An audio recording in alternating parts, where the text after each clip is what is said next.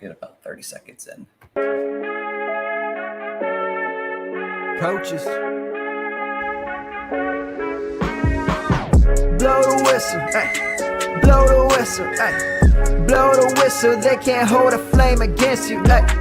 Blow the whistle, blow the whistle, blow the whistle, got the game, it ain't no issue, yeah. Blowing the whistle, I had enough with you, the championship, it is gone.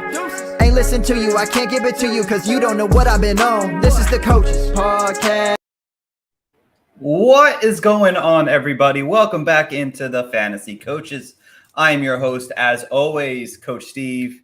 We have another fantastic episode for you guys today. We are at the end of August. Football season is a good 9-10 days away now. It is almost time for the season, but going back into some dynasty talk today. Obviously, right before the season starts, we love to get a good buy low, sell high episode out there for all those who are gearing up for the season here and to make one last final transaction before the season starts.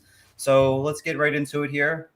No Coach Gibbs today. He's got some things going on, but we do have Coach John finally back after 2 weeks off. Welcome back, Coach John. How are you? I'm very good. I apologize to everybody. I was off for a couple weeks. I had the FTLS draft, which is like my big home league draft last weekend. It went well. So my team doesn't totally stink. Usually after that weekend is drinking and my team ends up being terrible. So no, I'm happy with the squad. So good to be back. Good. You have to send me because you never sent me what your squad was. So Shoot. I got to send it. I'll send it to me later. And of course, we have a great guest on today's show, Garret Price from Dynasty Nerds. Garret, how are you? I'm doing great, man. I'm doing great. How are you? Not too bad, man. Gearing up for the season. I'm sure you guys are doing the same over there. So, as I know, so you're a little familiar with how things. A little busy, guys. A little bit. I'll be very busy for the season, so get ready for that. So that's going to be fun. But like I said, we have things to talk about today, some buy low, sell highs. But before we get into that, let's talk about some news. Some things that happened. A lot of it happened today, actually. Some of it happened before our last podcast. Kyler Murray is going to start the season on the pump, so he is going to be out at least the first 4 games of the season. If he misses more time, we'll have to wait to see. The Jonathan Taylor talks being traded. I believe the deadline is tomorrow for him. I know the Dolphins and another team are very interested in gaining his services. I think the Dolphins are even willing to give him like a contract that meets the market. I think I saw that today. So that's going to be really interesting. We probably won't find that out before the show's over. Some early preseason cuts as of tomorrow. I should have done the show tomorrow. As tomorrow, the preseason cut deadline is tomorrow. So we'll find some players that some potential, maybe medium name players get cut from the teams. Obviously, Zonovan Knight, PJ Walker, Kendall Hilton, Kenyon Drake, Colt McCoy, which was a shocker. James Robinson, all were cut from their teams as of today. Pierre Strong was traded to Cleveland. And Joshua Dobbs traded to Arizona and may start week 1. He has some relationships with the current OC over there. And Josh Jacobs is back on a nice 1-year deal worth up to $12 million. And of course, the craziest news of the weekend probably was Trey Lance traded to Dallas for a 2024 4th-round pick. So guys, we'll start with the bottom 2. Maybe we'll get to the other trades, but especially Trey Lance for Dynasty. Obviously, we all know former 3rd overall pick in the 2020 draft here. Spectacular talent, and we've seen him play in about a handful of games over his 2 seasons now. But now he's in Dallas. What is your guys' dynasty takeaway on Trey Lance moving forward now? Garret, I'll let you go first. You know, it hasn't changed a ton. Even this offseason when his ADP was still super high and people were thinking that, he was going to be the guy that was going to beat out Brock Purdy, partly just because of his draft capital. I've never really bought in on the player. But now it's gotten to a point where everyone realizes how low his value actually is. And now I'm willing to take a flyer. It's all about, where the value is with players. We try not to hate on specific players too much. It's just, maybe where they're going is just too high or the value is not right. And now the value is basically nothing. So if you want to take a flyer on Trey Lance and put him, as your 5th quarterback, 6th quarterback, just in case Dak gets hurt again. I know he's been banged up quite a bit over his career, or, something weird happens where they move on. I'm fine with that. I'm still not paying any sort of premium, but if you can get him for, a third round pick or something like that, yeah, scoop him up, put him as the last quarterback on a super flex team. All right, John. Yeah, I agree. I think Dallas is, and if you looked at it, you were kind of assuming he was going to get traded because they weren't just going to cut him, and he was the third or fourth, kind of back of the quarterback depth chart. So getting traded made sense. Where was the big question? Who was going to pay for it? And Dallas giving up a fourth is, to me, kind of makes sense. Dak is young enough, but still, not a spring chicken, but he's good that he can sit behind for a year or two, figure things out, and maybe bounce back.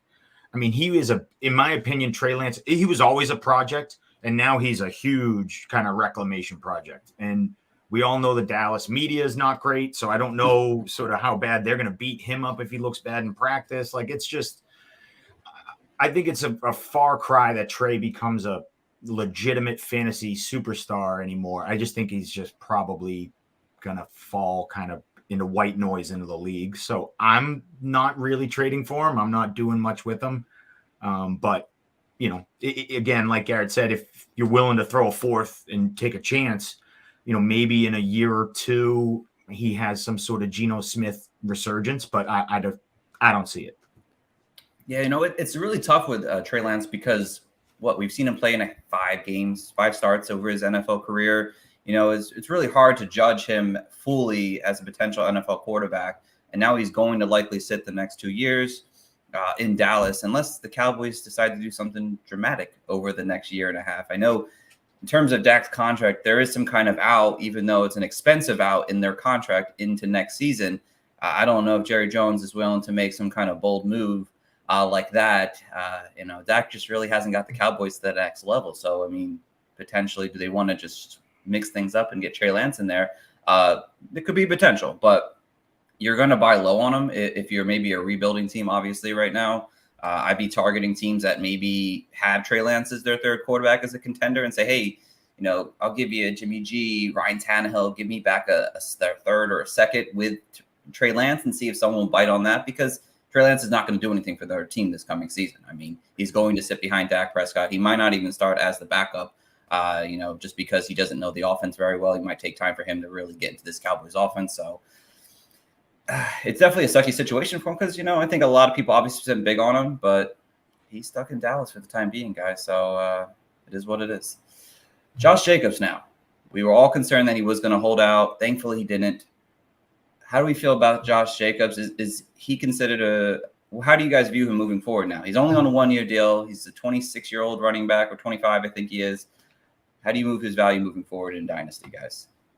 I really like him. I'll be honest. So I just traded, this is obviously before all the holdout news and stuff. This is earlier in the offseason. I traded the 102 for Josh Jacobs. I believe in him. I really do. I think he's going to have a monster season this season and then go probably get a 3-year contract somewhere and be the, maybe not a 350 touch guy, but still be a very big focal point of an offense. He's 25 years old. He's just hitting his prime. He's, showed off a lot of his skill last year. And I think the situation is perfect for fantasy for 2023 because he needs to prove big numbers to get a big contract. Raiders are probably just going to run him into the ground. So, 2023 is going to be awesome. And you hope he, kind of flourishes at his next destination for a couple of years. And I believe in Josh Jacobs. So I'm glad that he's back. To be honest, I was sweating for a couple of weeks, but now I'm happy he's back. I'm excited for 2023. And I think he's young enough that you can still get a couple of years out of him. Garrett? Yeah, I'm in a similar boat. I do think he's going to have a really good year. I do think they're going to utilize him a ton. He's definitely somebody that I'm keeping an eye on in terms of where my team is at, because now that he got this deal, now that he's back with the same team that he was before, if you do not think you are a legitimate contender, then I might be looking to see, can I capitalize at probably what will be his peak value? Because after this, it is probably going to go down as he gets a little bit older, worries about what team is where. But if you're a contender, he's the guy that you want on your team. He's going to be an RB1 for you, a top-end guy, and he's going to help, hopefully lead you to a championship. But that's where I'm really monitoring my team. Is my team a true contender, a top 2, at worst top 3 team in my league? If not, I'm utilizing this as a sell high window. Yeah, no, I totally agree with you guys. I think I really want him to have a good week one because I feel like that will put a great price on his value overall. Because I feel like there's so much negativity on Josh Jacobs right now that no one's like thinking about him, what he did last year, because he was so good last year, what he's able to do last season. And I feel like the just the overall reality of Josh Jacobs is like, we're not thinking about the amazing running back we had last year. We're talking about the running back that's holding out all season and wants to get paid. So I'm really hoping he has like a big week one, and then I'd love to sell him off if I don't plan on contending or I don't think I'm going to contend. Sell him off on a high note, hopefully on that case there, and hopefully you get a good return. Hopefully you can try to get a first round pick out of it still, because I mean he is going to be fantastic this year because outside of Devontae Adams, I mean it's the run game that's going to hopefully keep this Raiders team alive. So. And then just real quick, Joshua Dobbs, I don't want to get into it. And it's not about Joshua Dobbs or anything like that, but it's about the values of Hollywood Brown. As I did like Hollywood Brown going into the season here. And again, it doesn't really change it too much, but people might not know about Joshua Dobbs all that much. He's only played in a handful of games in his 3 years or so in the NFL now. Does Colt McCoy leaving? I know it wasn't a great quarterback situation, but does that turn you off of Hollywood Brown at all a little bit if Joshua Dobbs starts? I mean, short answer, no. I wasn't expecting a lot of. Curious. Yeah, no. Short answer is no. For me, I still, we'll get into it later. I still like Hollywood. It was always you were always betting on the talent of Hollywood. You were never betting on like whoever they were rolling out at quarterback. Yeah, I agree. It's all about Hollywood Brown. So whoever's the quarterback, it's going to be what it's going to be. And then once Kyler does come back, I mean, Hollywood Brown was a guy that target-wise was getting just hammered with targets when Nuke Brown wasn't there, 11 a game while he wasn't there. So, yeah, I would be in on Hollywood Brown and not too worried about who's the quarterback. Good. I'm glad we all agree. Might be a good time to go out and see if you can throw a trade offer after him with Colt McCoy leaving, even though, again, not a big signing, but definitely, I don't know if people realize who Joshua Dobbs is more times than not outside of like real true dynasty owners. So, but again, that's was much of the news here. Again, we're going to find out more obviously as the next week goes on, and before you know, guys, it's going to be the seasons here. So, yeah, I'm excited. I'm really excited. My 2,000 teams here are going to love me all season. So. I don't know why I have such an addiction, but I do. But that's for another show. So again, guys, that was the news for the day. Now we're going to let's start with the positivity today. Garrett, I'll let you go first on your buy lows for Dynasty before the season starts here. So give us your guys. Yeah, this buy low would have been even better about a month ago. The hype is rising for this player, but the hype is still not nearly high enough for a guy that I think could maybe even touch running back one numbers this year after worry that is he even going to play this year? And that's my guy, Javonte Williams. Javonte Williams, all offseason, all we heard was it's worse or it's just as bad as J.K. Dobbins. We saw what happened with him. ACLs take forever, blah, blah, blah, blah, blah. And one of the things I kept cautioning was, look, this is all speculation. We haven't heard anything from the team. The only things that we've heard from the team is that actually he's on track. So let's see what happens. And then, of course, he avoids the pup. Not only does he avoid the pup, we actually see him in preseason action, and he looks really, really good in that preseason action.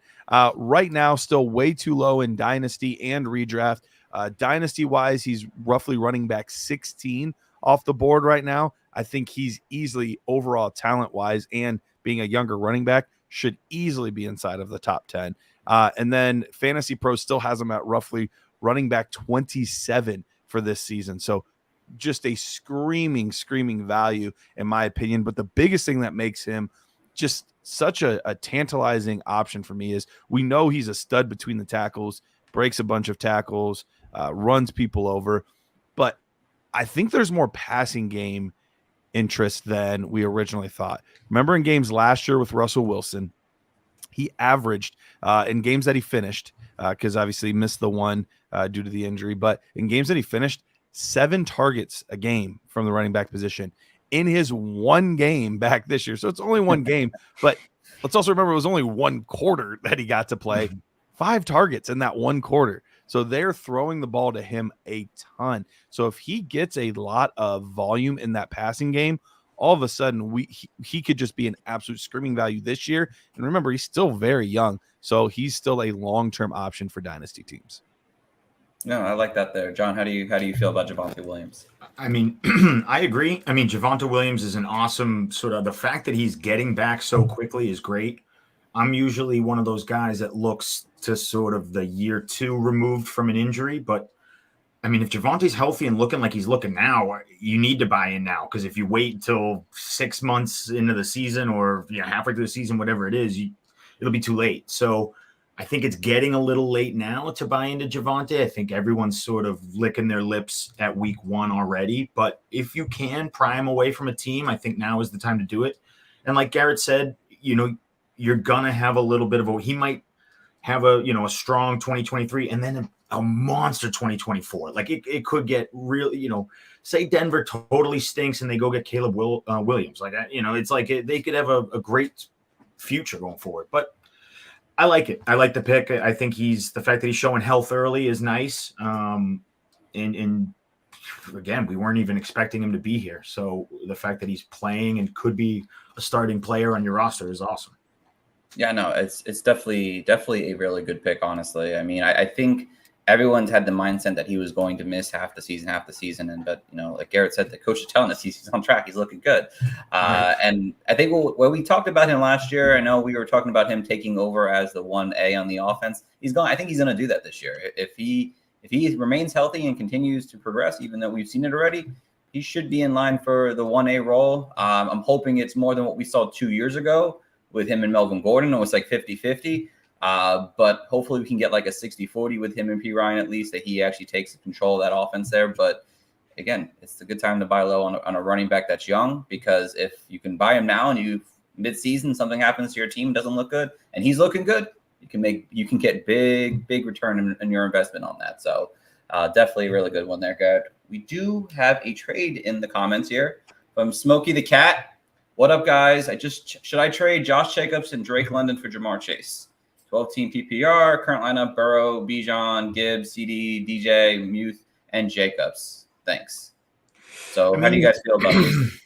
I mean, you have in my opinion, two top 10 running backs for Dynasty right now. So Jacobs is fairly expendable, and you get to upgrade London into Chase, which is ridiculous. So I mean, I would do it. We just talked up Josh Jacobs, and I just did, and how I would buy in and like him, but this, I mean, again, it's not Jamar Chase. Jamar Chase is going to be a top 3 dynasty asset for the next 5, 6, 7 years. So even if your team kind of gets in trouble year 2 of Chase, you can flip him for whatever you want. Yeah, it's a tough one because both players are very good players that you're giving up. But when I'm thinking of in terms of startup value, you're basically looking at, both of those players are roughly, let's see, right now, Dynasty Nerds ADP has Josh Jacobs off the board at the end of the 4th round, and Drake London is going off the board at the beginning of 4th round. So if you can give up 2 4th-round startup picks to get a 1st-round pick, it's pretty darn good value. So I'd be willing to do it. Yeah. And I just realized you get a Burrow Chase stack, which I'm just realizing, which is kind of fun. Yeah. Everyone loves a good stack. Yeah, I mean, this team is a contending team, obviously, and if you really want to contend, you're going to make your starting lineup even better. Than having London, assuming, is on your bench at this point here at the moment, you're going to make your lineup better. Your depth's going to go away, but that's what you do as a contender. You try to get the best possible starting lineup in your lineup. So, all right, I think we all would accept that trade, Smokey the Cat. So thank you for tuning in. We appreciate that. All right. John, we'll go over to you. Give us your first buy low. Well, your only buy low, I think. My only buy low. So my buy low to me is, we talked about him real quick, kind of in the news, but it's Hollywood Brown. And, I think Hollywood Brown is a great buy low. And the news actually helps. I think the fact, the public perception that losing Colt McCoy and Josh Dobbs coming in is sort of a negative for Hollywood Brown. To me, like I said, you're betting on Hollywood Brown's talent, and Hollywood Brown is an explosive player. He was wide receiver 6 the first 6 weeks without DeAndre Hopkins and when Kyler Murray was there. So yeah, you're probably not going to have that until Kyler Murray comes back. But in my opinion, you're going to have a top 24 guy. He's going to see enough targets and get volume that he'll still be usable. And then when Kyler comes back, it's just a boost of nitrogen into your team, or boost of nitrous. And so I like Hollywood Brown, and I also like that he's a young wide receiver starting to hit his prime. So for me, he's a buy low again, because I think you're going to get a very reasonable, fair sort of trade for him. I don't think you really have to give up a lot at this point to get Hollywood Brown. And if you can survive the first 4 or 5 weeks with Josh Dobbs, and then you get a top 12 guy the rest of the season, you're psyched. You're totally psyched. And you made out like a bandit. So I think too often do sometimes news and dynasty players have quick gut reactions and don't think about the next 2 years, 3 years. But I think the next 2-3 years with Hollywood Brown is going to be really, really good. And you're not giving up a lot right now. And maybe he could be on a different team that's better and passes the ball more, maybe too. He is a free agent next year. So that'd be great. Garrett, I know you agree with this. I know you did, because you had him as one of your buy lows. So, you agree, no, right? Smart guy. I'm with you. I'm 100% in. I mentioned, the target volume that he got before, so we expect good things. And you're right. You guys mentioned that he's a free agent next year, and most situations are going to be as good, if not better, than the situation he's in right now. Most teams are. It's not going to be a downgrade for him to go to many of the other teams at this point. So I think there's only room for him to go up, and especially once a receiver signs that long-term deal, that second deal, the value inherently just goes up. They get more expensive. So if you can get in before that, while the value's probably as depressed as it's going to be, I would do that. Awesome. All right. So I will go to my one of my first buy lows here. And my first buy low is one of my favorite players right now in the game, Sam Howell from the Washington Commanders. Great. So with Sam Howell, he's the starting quarterback now of the Washington Commanders. He's got a big job to fill here, but he's looking so good in the preseason. And I don't want to take too much away, but he's got a great completion percentage, 265 yards, 3 touchdowns, 25 yards rushing over 2 games on 7 series, scored on 4 of the 7. Now, again, it's preseason, the preseason backups, the whatnot. I'm not going to take it too much with a grain of salt, but he looks good. And that's, to me, that's the first step right there. I'm hoping that will translate to some extent into the regular season here. If you look back in college, he was one of my favorite quarterbacks coming out of that class there, someone who has shown us that he can throw at a high completion percentage, someone who can throw over 30 touchdowns, someone who can run for 800 rushing yards. And he showed us a little bit last year at the end of the regular season that he looked good. He threw 2 touchdowns, ran for like 40 yards. And if he can continue to develop in an offense that wants to throw the ball downfield more, wants to get more big-time plays, it's a good time to buy him now, because if you wait until the season, starts playing well, people are going to fall in love with young quarterbacks like everyone does. If they find a young quarterback, no one wants to get rid of them that quickly. So, again, I'm willing to throw out a second and a third, 2 seconds, and take that potential upside, because if he pans out, you got yourself a franchise quarterback for your dynasty team that you could potentially sell for more, especially in Superflex leagues. I'm willing to take that kind of risk for the potential upside that Sam Howell gets. And I don't think you're overly paying for what his potentials can be in this Commanders offense here. How do you guys feel about Sam Howell? I absolutely love it. Listen, I know you were on an island for most of the summer, and I love that Sam Howell is playing really well and looks really good. I'm very happy for you. And the other thing that I love about this call is, in my opinion, one of the biggest things about Washington has always been sort of the ownership and the culture. You now have Josh Harris come in, and anyone who doesn't know, Josh Harris owns the New Jersey Devils. He owns the Philadelphia 76ers. He's turned a few franchises around of late. So I like it. I think Washington could be a sneaky team to really be fun to root for, play well, and new ownership pumps a bunch of money into the roster and a bunch of money into coaches and ownership, and things look bright for the next, for the future. So if Sam Howell catches that wave and is that guy for the next couple of years, that's awesome. So I like it. I do like the Sam Howell call. I think he looks really good. And Terry McLaurin getting banged up preseason doesn't help, but I do think that Josh, what's his name? Dotson is Josh Dotson.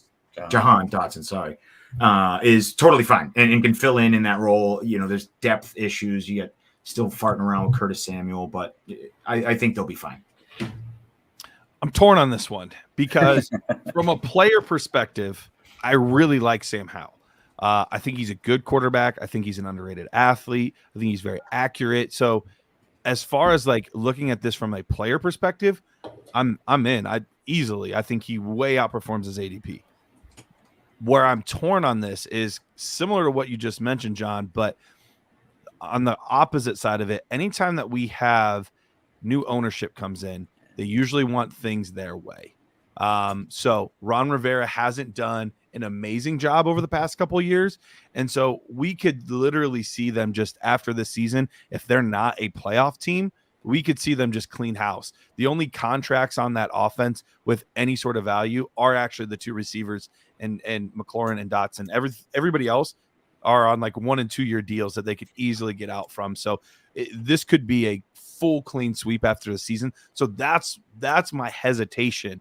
It's not the player, but it's the situation with this room. So if you think that they can make enough noise to be a playoff team and he can play well enough in his first year as a starter, then I think it's a screaming value. But if you're not sure that he can jump to one of those top 15 quarterbacks in year one, then I'm a little concerned on how it's going to play out.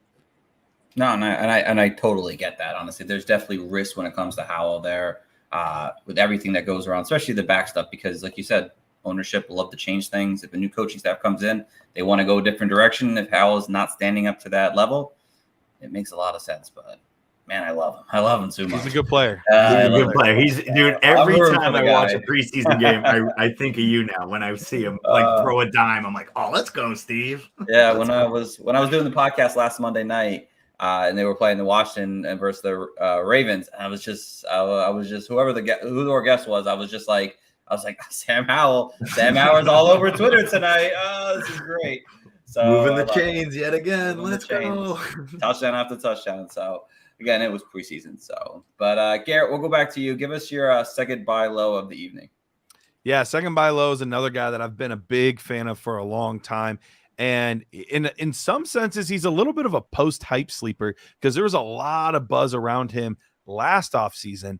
But then the first 4 to 5 weeks of the season totally killed any and all buzz for this player, and it was Cole Kmet. Cole Kmet, tight end, Chicago Bears. I think he's a really talented player. I think he's in a good situation. But those first 4 or 5 weeks were brutal because the Bears simply just didn't throw the football. That's part of the reason Justin Fields only had 2,200 passing yards last year because they just simply would not throw the football at the beginning of the year. But they opened it up a lot the rest of the year. They're going to do that even more so this year with the addition of DJ Moore. But what people don't realize is over the second half of the season, Cole Kmet was actually tight end 4 on the year. So when they were throwing the ball, when they opened it up, they were looking for him specifically in the red zone. And that's where I think he can really come in handy is getting those touchdowns. I think he's going to be a good target guy. I still think even though, last year he was kind of the new number 2 option in the offense behind Mooney, I still think he's the number 2 guy. I think it's now just switched from Mooney to Moore, but I think his role stays exactly the same. So I don't really have any worries about volume. The only question is, can they pass the ball more and do it effectively? And I'm fairly bullish on the Bears this year. So I think that is going to happen. And if he can even get close to replicating what he did the second half of the year over the entire season, right now, dynasty-wise, he's tight end 16. He could easily be tight end 8. And you're just a huge jump in value from what he's going as right now. All right, John, how do you feel about that? This is another one. Absolutely love it. I mean, you kind of look for, this is the time, in my opinion, in Dynasty to pounce on a tight end. He's getting a little bit older. He's finally gets extended. He's coming into his own. This is it. Like we all know that like year 1 and year 2 of tight ends is usually kind of dicey. So he showed out last year. I think, Garrett said it well. I don't see the addition of DJ Moore as sliding him down the target depth chart. I don't. I still think he's just gonna be his, typical role, 90, 100 targets. Like find another tight end that's gonna get that. You can't. Like, it's not that many in the league other than 5 guys that are going to see as much volume as him. I do expect the Bears to be a much better offense. I do expect there to be some touchdown, regression as a whole for that offense. So, everything seems great for Cole Kmet, and I don't know why. I thought after he got extended, maybe people might be back in on him, and the hype never really came back, and it's just weird. I thought it was very strange. I think it really has to do with Justin Fields and whether or not you believe in he's going to take this next step in his development here and throw the ball more. And I think that's what concerns a lot of people overall, because he led the team in targets last year with 69 targets. I mean, that's nothing to be proud about as a Cole Kmet fan last year. I mean, but in the same sense, he finally caught touchdowns. And if he can get back to maybe a medium of like 75, 80 targets, I think that's where he could fall into pretty easily. The thing is, he just needs to put it all together. It's like he had the targets and the yards one year, and then he had the touchdowns the following year. If he can put it all together, he's a really good tight end. And I think that's why people are kind of up and down on him, because of the inconsistency that he's shown us. And then you have Fields, and I think that's the thing that I think people are concerned about. But I do like him. I think, on a lot of my dynasty teams. So I'm in on him, and I'm hoping he does take a next step. And then it's a good time to definitely buy low on a player like that. So it's a good one there, Garrett. All right. So for my second buy low here, I'm going with an old favorite of mine, John, here. Gabe Davis. Great. And this Love one, so obviously everyone was all hyped on the Gabe Davis train. Was full hype last year. It was fantastic. This year, the hype has kind of gone back down to like a little like steam engine. It's not that high right now, which is good to buy low on a value like that, like it was a couple years ago when I said buy Gabe Davis, buy him low, and then boom, he breaks out, and then you probably could have sold him because of the hype. But it's another good opportunity to buy low on Gabe Davis right now. For one, he's in an offense that's throwing the ball a ton, someone who is likely the number 2 wide receiver on the team still. I still think he leads the team in targets as behind Stephon Diggs. And he's got a young quarterback that's going to throw the ball with him downfield. He's in a make or break season. He's in a contract year. If he wants to get paid, he's got to step up and perform. And if you look at what happened last year, early on in the season, he had that sprained ankle. It kind of ruined his overall season as a whole. I mean, it kind of just brought him down a little bit. And then you had, Josh Allen with his shoulder injury that he suffered mid-season here. It just never really worked out for Gabriel Davis to really take that next level. Something always seemed to go wrong, and especially with injuries, whether it was him or his quarterback, just never got going off right. But this is an offense going to throw the ball 40-plus times a game most weeks here, and he has big playability each and every single week. And if you could buy him for a second, for maybe an aging player, and then get Gabe Davis in a third or fourth, do that, because if he comes back and breaks out this coming season here, you could sell high on him going into next season. And that's what both my buy lows were. Players that have potential upsides that you could still buy low on, and you could sell off. Or, even if he goes to another team next year after this, he could end up going somewhere else where he's the number 1 wide receiver on a team. Again, less likely that's going to happen, but there's potential there. So for me, going out to get Gabe Davis before the season starts, I don't really think anyone's saying like, I got to have Gabe Davis on my team right now.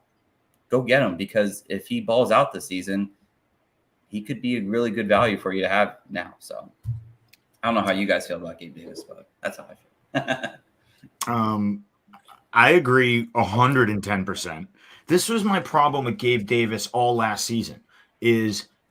To me, Gabe Davis is and always will be the perfect flex player. Like, just perfect. Like, why people were drafting him as this like wide receiver 2, like he was going to be consistent in your lineup every week, to me was like, that just seems rich. Like, this just seems so high.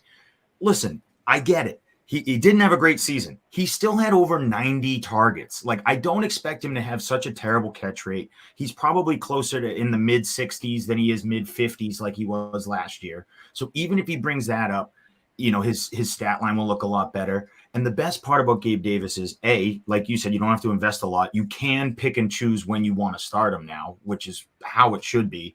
And 2, he has games like 3 for 171 and 2 in the bag. Like, again, not many guys have that ability to just, when he hits, it's like, all right, well, I won this week. So those are the guys to me that are perfect. Like, I love flex players like that. I'm not relying on him to do 10 catches. I'm just relying on him to make 3 or 4 monster plays. You know, Mike Williams-esque. These guys that are like, all right, they just made my week with 1 play. I'm fine. And now you can finally invest in Gabe Davis at that price. Last year, you couldn't. You had to give up way too much. And it was like, all right, I'm out. I don't want to give up. I don't want to have to play him every week. I want to be able to pick and choose when I play him. And last year you couldn't because you had to draft him as a top, 25 guy, which is crazy. Yeah, I like Gabe Davis too. I think this is a good time to get on him if you're a fan of his game. And, he can have those monster weeks. Right now, ADP wise, dynasty, he's going off the board as wide receiver 48. So you're talking about like low end wide receiver 4, which I think he could easily match that type of production for the next, several years. And, you don't have to pay a ton to get him right now. So yeah, I'm not like a huge stan, but I think this is a good like post type sleeper as well, similar to Cole Kmet last year, where you're buying after the fact, but now you're getting a huge discount to do so. So I think it's a good time to sneak in and get him. Yeah. I mean, like if you could guarantee 95 targets right now, like he had 93 last season. So if you could say to yourself, I'm guaranteeing you 95 Josh Allen targets with Gabe Davis, you're like, I'll take that. It's going to be pretty good. Yeah. Right. And what I was saying, like, imagine he catches, like you said, John, 10 more passes last year. I mean, he could have had 1,000 yards and 7 touchdowns. He's had 6 touchdowns every season of his career so far. So, I mean, there's potential there. You just need to put it all together. And that's the thing that's the reason why you buy low on a player, because he's just not being valued like that like he was last year. So, all right. So let's get away from the positivities and let's get into some negatives here. And Garrett, you're back up here. Give us your sell high here.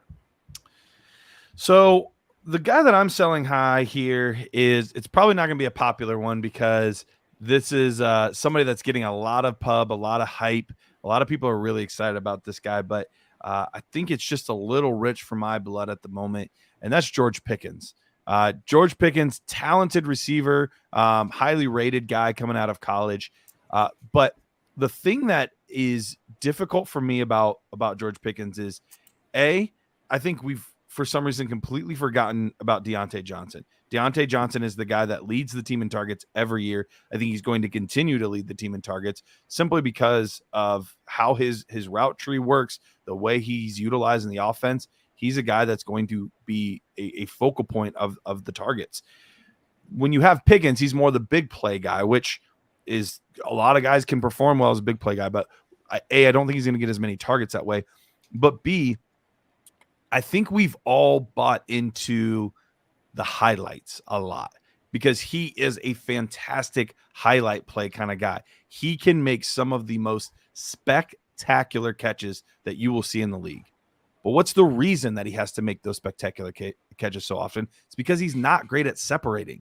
And as this team develops, as Kenny Pickett develops into this offense a little bit more, he's not going to be wanting to throw all the time jump ball situations because they're not going to be able to afford the turnovers. So he's going to have to dial that back a little bit. Will George Pickens he'll have some big games. He will. But I'm worried that the consistency level won't be there as much for George Pickens if you're drafting him in the middle of the 6th round ahead of guys like Brandon Ayuk, Terry McLaurin, Amari Cooper, Zay Flowers, Chris Godwin. Chris Godwin and Amari Cooper, you can get like 15 picks later. So I would rather just love it. Yeah, I would just wait on the value and take other wide receivers. John? I think it's funny because when you think sell high, you don't always think about young guys. But this is a good one. I think now is kind of his peak value. He feels like, it's funny, we just talked about Gabe Davis. He feels to me like Gabe Davis last year. It's like, yeah, he's gonna have big plays, he's gonna have big games, but why are we treating him like he's this consistent wide receiver 2 or 3 that I'm gonna have in my lineup every single week? It's like, I think there's gonna be down games with Pickens as well as there's gonna be big games. And people are treating him like there's only gonna be big games. And it's like, okay, well, if you want to treat him like that, then I'll take a first next year for him and a player. Like, that's fine. Like, okay, fine. Like, thanks. Yep. And so I think that's kind of where, I don't love moving off from young players, but when the hype gets so out of control, like I think it is right now with Pickens, I think he's a good player. I like Pickens, but if you're going to give me, a player plus a big pick, like, yeah, okay, take George Pickens. That's fine. I can replace that value with other pieces. Yeah, I think the potential upside gives you the opportunity to sell high on him because of the situation that there are so many mouths to feed there in Pittsburgh. And like Garrett said, Deontay Johnson is still this team's wide receiver one. Whether anyone likes it or not, he is going to be their wide receiver one. This offense flows to Deontay Johnson here. And, George Pickens, he's going to have a couple great games for sure. But is it going to be consistent enough that you're going to want to start him every single week? It might not be there. And I think because of the way this team is going to operate, they're going to definitely run the ball a good amount there. They're not going to put Kenny Pickett into too many crazy situations. They're going to let him do a little bit more than they did last year, but I don't think they let him just open up the game and let him do what he wants to do here. I thought he was a limited kind of passer already coming into the league. So Deontay Johnson, I think, fits his style a little bit better than what you're getting with George Pickens and kind of those downfield throws. So definitely, I like that one. Garrett, good time to sell high on George Pickens right now. John, give us your person. I just want to start. My philosophy usually with sell high is it's running backs tend to be where I try and sell the highest, and I tend to get out a year early because there's still a lot of value to be had. So my first guy is Joe Mixon. I think Joe Mixon is a guy who, the contract, restructure definitely breathed a lot more life into him for dynasty. You get him for this year and you probably get him for next year too. But it'll be iffy.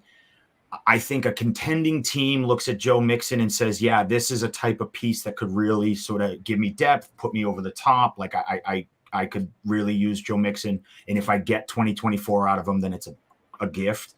And in my opinion, there is this sort of, weird like stereotype around Joe Mixon that he's this super high volume, like explosive guy. Listen, 2 times in his career, he's had more than 250 carries, just twice. He's not this like guaranteed 350 touch, like guy.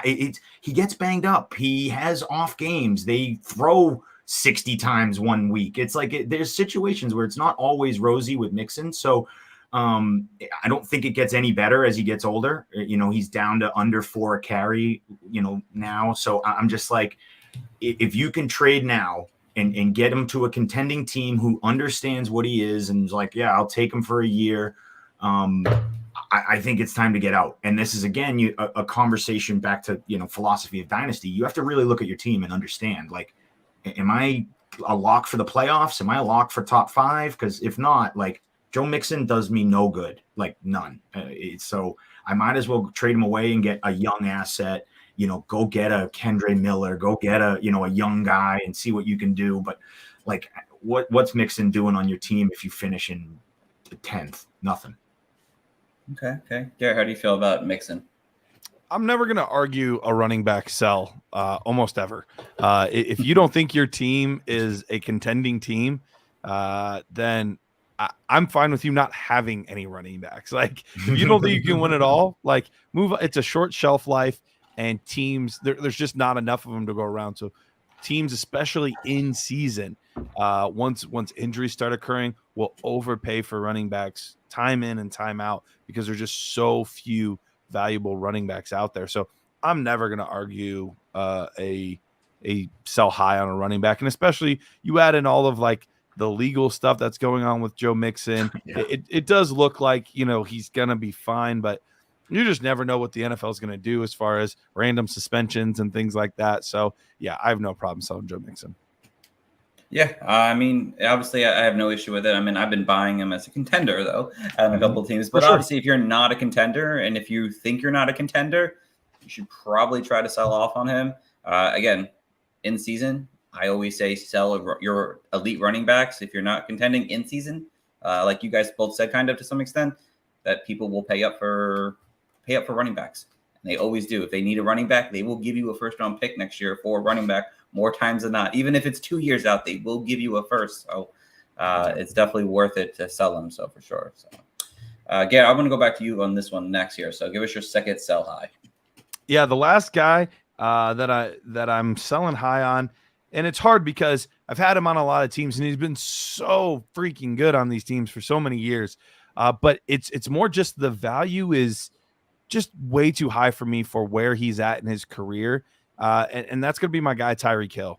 Tyreek Hill right now is going off the board at pick 212. So the end of the second round in dynasty leagues, you're having to take Tyreek Hill. Now, do I think he's going to be a top 5 receiver this year and next year? Probably still. Yeah, probably. He's that good. He's in a great situation and a great offense.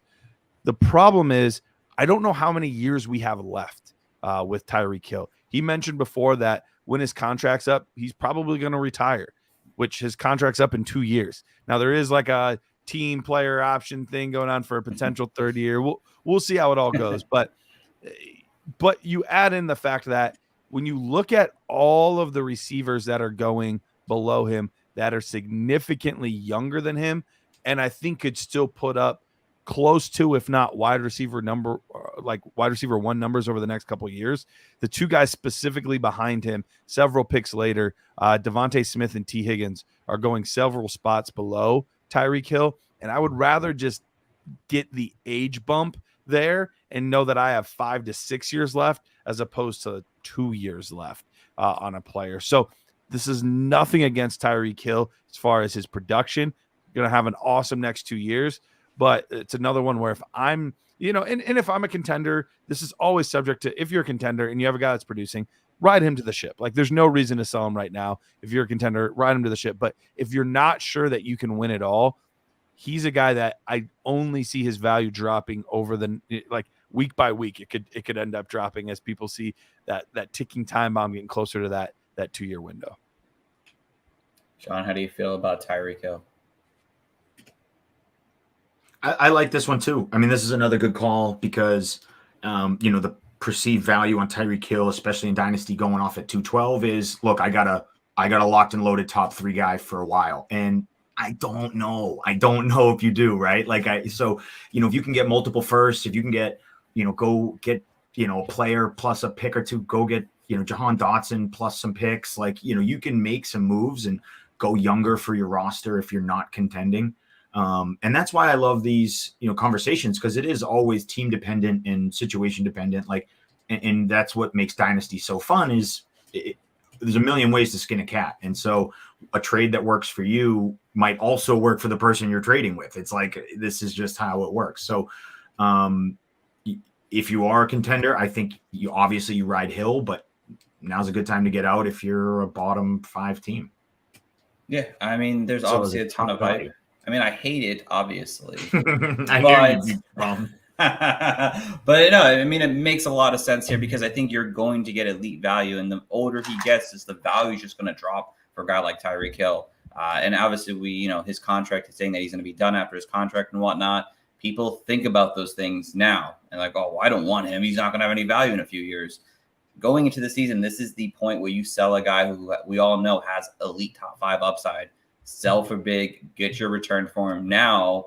And people love in the offseason, it seems like to acquire elite tight end, elite wide receivers. For some reason, during the season, people love elite wide receivers, and in season, everyone wants that elite running back. This is the time now. Go out, sell him, get your money worth for a guy who, yeah, he's gonna have a top 5 season, but if you're not winning or contending, he's doing nothing besides making your draft pick home a little bit higher. So get him off your team now. So, all right, John, what is your last sell high here? My last sell high pick is someone who I think is kind of slid under the radar in dynasty because of some of these holdouts and some of these missing. Josh Jacobs not making it to camp, and that's Derrick Henry. I think there's no one seems to really people like Derrick Henry still. No one really knows what to do with him. It's I'm in the camp where I look at his contract and I'm like, you're guaranteed to get a big year out of him this year, obviously, because I think they have to. I don't know what other options. They brought in DeAndre Hopkins, who I think helps moves the chain and keeps drives alive, which is good for Derrick Henry because he's going to get more attempts and on the field more, better than it was when it was Treylon Burks. But I still think it's going to be a very heavy Derrick Henry show for this year. And then it's a $4.7 million cap to get rid of him. And, next year, who knows? And then you have a 31-year-old Derrick Henry with a ton of wear on the tires. I don't think he really goes and gets a workhorse role somewhere. I do think he stays in the NFL. I think his skill set is good enough that he'll find a role on a contending franchise, but it's not this, let's give him 350 carries anymore. It's just more situational and complimentary. So if you can get, just like Joe Mixon, if you're not in contention and you can get a first plus, or you can get a young guy plus and for Derrick Henry, and I know Derrick Henry is going to have a great season this season. I get that. But what good is that season to you? You'd rather have a top 5 guy next year or a top 10 guy next, you know what I'm saying? So you got to look at dynasty a little differently than you do sort of redraft. I love Derrick Henry in redraft. I think he's a great value.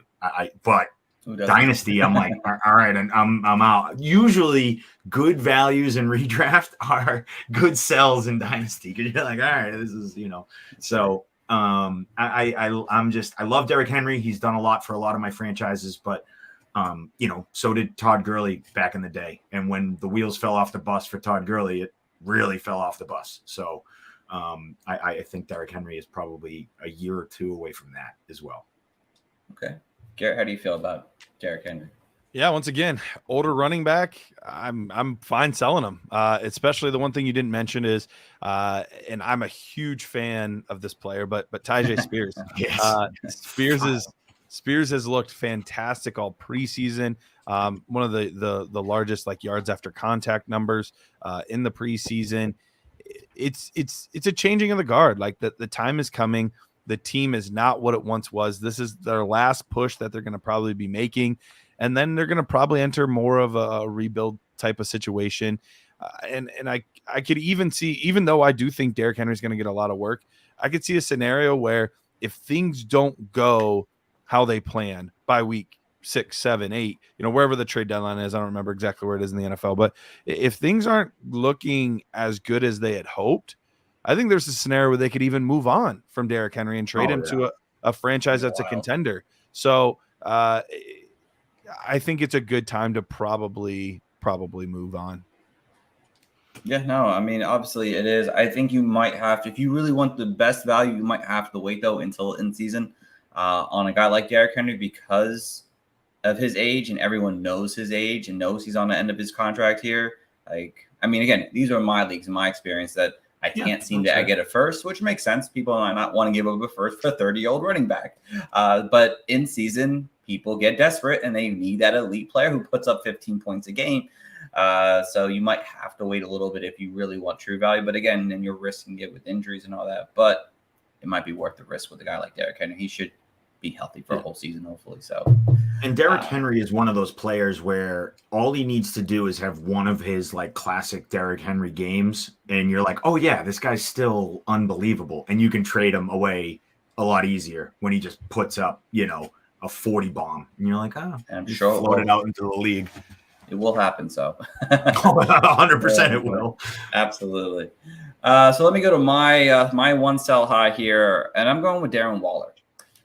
It's a really good time to go out and sell Darren Waller right now in fantasy. If you're not a true contender, obviously here, if you're in that middle of the round pack or rebuilding, you just don't know what you're trying to do here, this would be the time to get the best value for Darren Waller personally.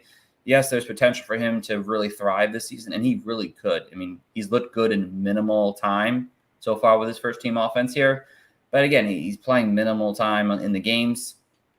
I mean, I don't know if he's going to be able to hold up for a whole 16, 17 game season here now with his injury past here. He's only played 15 games the last 2 seasons here now. And if that goes down and he gets hurt and he misses time again, I don't really think you're ever going to get that value to bounce back again for a guy like Darren Waller, because at that point, he's just going to be a guy who's going to get injured consistently. And I think everyone is kind of not really worried about his injury history and is worried about new team. He's the number 1 wide receiver on this Giants team. Wow, he's looked great in preseason and camp so far. I think this would be the perfect time to go out and sell him, because I think you could get high value for him right now for a team that desperately needs a tight end. And if you're trying to win a championship, having that upside in the tight end position is a really key factor. So for me, it's Darren Waller. I don't know how you guys feel about Darren Waller right now as a sell or not. This one I'm a little kind of on the fence with, because I do think a change of scenery is always good for players like Darren Waller, who was struggling with sort of injury and, team situation, things like that. So I do like that he's there. I like this is crazy, but I do like the culture that the Giants have sort of been building lately. I do like his chances at leading the team in targets this year. He is kind of hitting that nice age. What's he, 30 for a tight end, right? It's 30, it's a pretty good age. You're probably going to get 3 more legit years out of him. So, but I do get your point that, again, when the hype gets to a point where the hype is too high, you're going to give me Cole Kmet plus for Darren Waller. It's okay, I'll take that.